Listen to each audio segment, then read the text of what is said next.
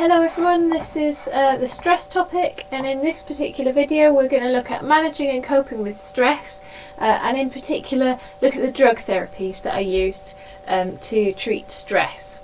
So there's two main drug therapies that are used to treat stress, and they are benzodiazepines and beta blockers, and we're going to go through each of them in turn with their strengths and weaknesses. So first of all, benzodiazepines. These are basically a drug which work by basically just calming down the central nervous system. What you have in the central nervous system is a neurotransmitter called GABA. And GABA is a neurotransmitter, it's an inhibitory neurotransmitter. If you remember from when we studied this, that means it basically calms down signals that are being sent. And basically what it does is it makes it less likely that a signal will be passed on. It sort of calms down the following neuron. So if you look at this picture here, if you had GABA being released into the synapse between these two neurons, the second neuron, if GABA was binding to it, the second neuron would be far less likely to fire, because GABA is calming it down, it's making it more negative, it's taking it away from the threshold that's needed for it to fire. So that's what GABA does. When you give a benzodiazepine, what it basically does to someone is it allows GABA to have more of an effect. So I've put a link to a video here. I'll also give you that link separately, which is quite a nice detailed video that shows you how it works. But I'll give it you in a nutshell as well here.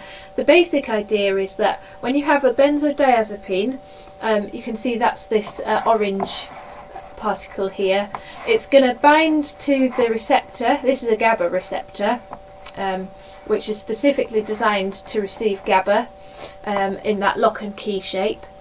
But the benzodiazepine can also bind to it, and when that happens, when they both bind, normally this channel would open briefly and allow these chloride ions, and they have this calming effect on the neuron. When you've got the benzodiazepine also bound to the receptor at the same time, what basically happens is the channel opens for longer and lets more chloride ions in. Okay, so that's basically how it works. It has this calming effect. And if you think about that going across all of the different neurons within our central nervous system, that same effect wherever GABA is happening, it means you've got a lot less signals being sent, and that has the basic effect of calming down the central nervous system. Where you've got anxiety going on, it means that less of those kind of anxious signals are being transmitted, less of those signals saying there's a threat, there's a threat, there's a threat. Those signals are sort of calmed down and stopped and slowed down, and it just has a general calming effect. So that's how benzodiazepines work. They enhance the effect of GABA. Let's look at what we know about research on GABA. On benzodiazepines. Are they effective or are they not effective? The first study we've got is this study by Davidson, and in this particular study, it was a trial where they had a control group taking a placebo versus a group of patients taking benzodiazepines, and this was people with social anxiety disorder. And they had 10 weeks of therapy, either taking this placebo or the benzodiazepines. And after the 10 weeks, basically 78% of the benzodiazepine group were classed as really improved, compared to only 20% of the control group. So that's quite a striking finding, isn't it? It suggests that actually benzodiazepines are pretty effective. And equally, when they followed up 2 years later, the benzodiazepine group were still doing significantly better at that point. So that particular study does show us that benzodiazepines have both a really good short-term effect, but also a good long-term effect as well, if taken in the long term. Right, let's look at strengths of benzodiazepines. So firstly, they're effective. We've got that Davidson study. There's also a review that Baldwin did in 2013, where there were lots of studies reviewed, and again the finding was that benzodiazepines were significantly more effective than a placebo. So that's really good. They're also really convenient to take. If you think about the sort of contrast between this and having something like cognitive behavioural therapy, or stress inoculation therapy, or some of the other therapies that we'll be looking at for this, then it's much easier, isn't it, just to take a tablet. You don't have to be committed to it, you don't have to do homework, you don't have to go along to a therapy session and learn all sorts of skills. It's much easier to access for patients who have particularly for those who have quite severe social anxiety, or other forms of anxiety. It's also cheaper than having a psychological therapy. If you think about the cost to the NHS or to the individual of paying for weeks of a psychological therapy, actually having this is much cheaper, just taking a tablet, because tablets are produced in bulk. So that's the good things about benzodiazepines. On the other hand, if you think about it, these are similar points that we've made before about drug therapies when we studied psychopathology, isn't it? But they don't treat the underlying issue. If you're taking a drug for when you've got a psychological disorder, yes, they make the symptoms of your disorder better. But if you stop taking the drug, the issue is still there. It's not making any difference at all to the underlying issue. It's just really masking the symptoms. It's not really treating it. Another weakness is that benzodiazepines are really addictive. And so actually taking them in the long term is not a good idea. You can get really bad withdrawal symptoms when you try to come off them. And you can build up tolerance to them, meaning you need a higher dose in order for it to be effective, and all of these sorts of problems that you get with when you're taking any drug for a psychological issue. Or even a physical issue. Many drugs also have this effect.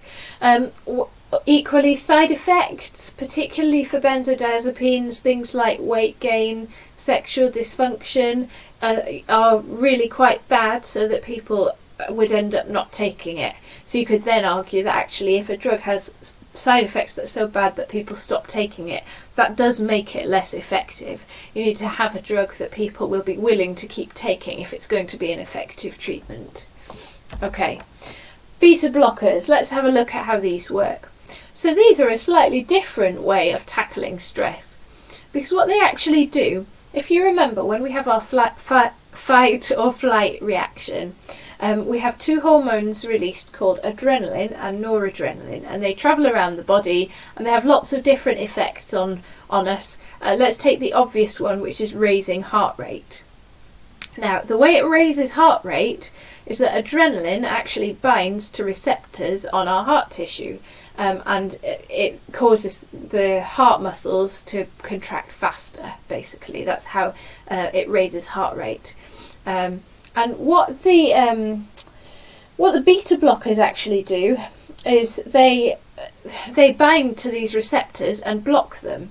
These receptors are called beta adrenergic receptors. They bind to these receptors and they block them. So what then happens is if adrenaline's travelling around, in this diagram here it says epinephrine and norepinephrine, that's just the American terms for adrenaline and noradrenaline. So if beta blockers have bound to those receptors already, they basically block them. Adrenaline and noradrenaline might travel around, but they're not able to have their usual effects. They're not able to raise the heart rate, they're not able to raise the blood pressure, because these receptors, these beta adrenergic receptors, are blocked by the beta blocker.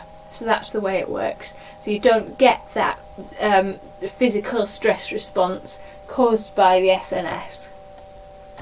Okay, let's look at research and see how effective beta blockers are. So there was a study here where they looked at musicians. Beta blockers often are taken by people in these sorts of jobs where you have some sort of element of performance or short-term stage fright, but particularly musicians, because they don't have these side effects where you're causing trembling and addiction and stuff. So you can take them just for like one performance, and it keeps you having a reasonably clear head. It doesn't sort of affect your performance in that way. It just stops you having that massive stress reaction, so you're able to perform better. So let's look at what what they did to test them on musicians here. There were 34 students, and it was coming up to their end of year exams. So some of them got a low dose and some of them got a high dose of beta blockers. And they found that those who had a higher dose performed much better than those who were given a lower dose. So it suggests that beta blockers can deal with performance anxiety, but only if you're given the correct dose of them. Right, here's another study, and this is quite a detailed one that's in your booklet. I've left it in to explain it to you, but I think there's probably enough without it if you find it a bit too much to memorise all of this. Let me just summarise it for you if you want a sort of in a nutshell version of it though. So Kulik infected mice with cancer. They then put some of the mice in a stressful situation and some not. And they treated those with a cancer drug to see if it would work or not.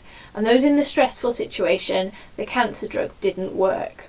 So if you think back to when we looked at stress and illness, what's basically happening is the stress is meaning that they're not able to fight the illness as much as they ought to be able to. And that was compared to those, by the way, who were not in a stressful situation where they found that the cancer treatment did work. So let's look at these mice under stress. Some of them then were given beta blockers, and those who were given beta blockers were then able to fight off the cancer. So the conclusion that they came to basically was that the beta blockers were reducing the stress, stopping the negative physical effects of stress, and therefore that meant that the mice, their bodies were able to fight off the cancer, because it was really the stress that had been stopping that before. So that's the basic kind of in a nutshell of that study. And if you want more detail about that and the different conditions, there's lots of detail to read in your booklet. But as I say, I think there's enough other research that you can probably manage without it if you find it a bit much. Right, let's look at strengths then. So the first strength is that they're effective. You've got that Gates study with the musicians. There's also been quite a big review of studies in this area by Kelly, and found that for short-term things like public speaking, musician performances and so on, that they're quite helpful. They were easy and convenient to take. Again, compared to something like stress inoculation therapy, which we'll study, you don't need a lot of commitment, and they're not addictive like benzodiazepines, which is really good. So you can take them for a short time for some sort of performance, and you're not risking becoming addicted.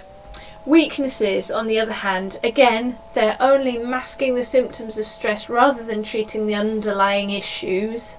And they've got side effects, nightmares and hallucinations. So that is drug therapies for stress.